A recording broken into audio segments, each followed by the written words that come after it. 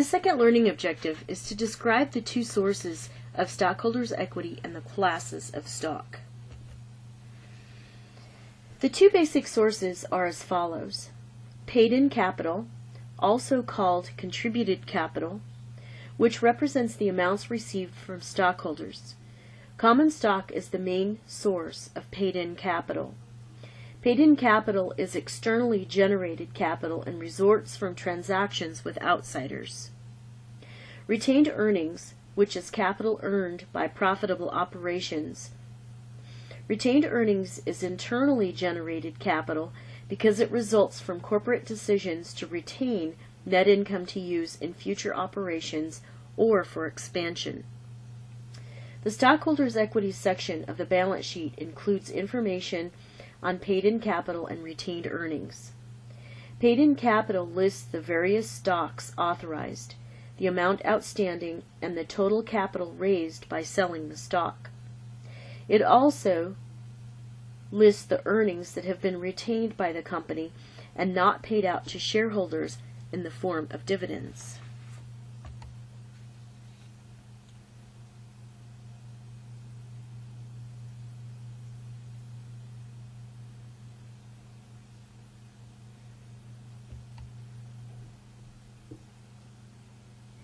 Corporations can issue different classes of stock.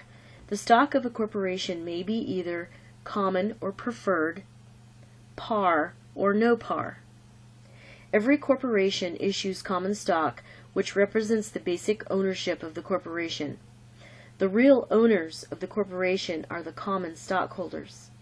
Some companies issue Class A common stock, which carries the right to vote. They may also issue Class B common stock, which may be non-voting. There must be at least one voting class of stock. However, there is no limit as to the number of types of classes of stock that a corporation may issue. Each class of stock has a separate account. Preferred stock gives its owners certain advantages over common. Most notably, preferred stockholders receive dividends before the common stockholders. They also receive assets before common stockholders if the corporation liquidates. Corporations pay a fixed dividend on preferred stock, which is printed on the face of the preferred stock certificate. Investors usually buy preferred stock to earn those fixed dividends. With these advantages, preferred stockholders take less investment risk than common stock. Owners of preferred stock also have the 4 basic stockholder rights, unless a right is withheld. The right to vote, however, is usually withheld from preferred stock. Companies may issue different series of preferred stock, Series A and Series B, for example. Each series is recorded in a separate account.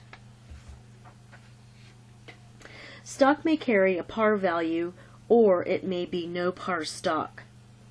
Par value is an arbitrary amount assigned by a company to a share of its stock. Most companies set par value low to avoid issuing their stock below par. Par value of preferred stock may be higher per share than the common stock par values.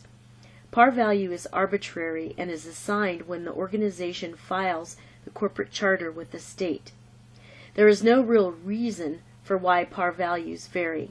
It is a choice made by the organization or by the organizers of the corporation. Companies maintain some minimum amount of stockholders' equity for the protection of creditors, often through retained earnings. And this minimum represents the corporation's legal capital. However, the concepts of par and legal capital have been virtually eliminated entirely by the Model Business Corporation Act.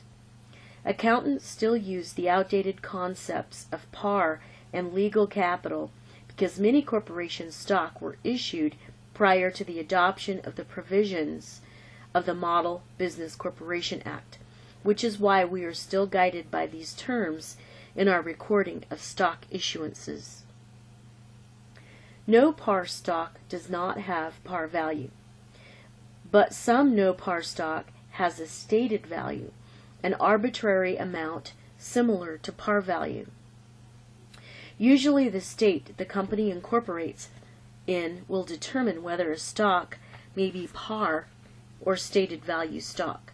As far as accounting for it goes, par is treated the same as stated value.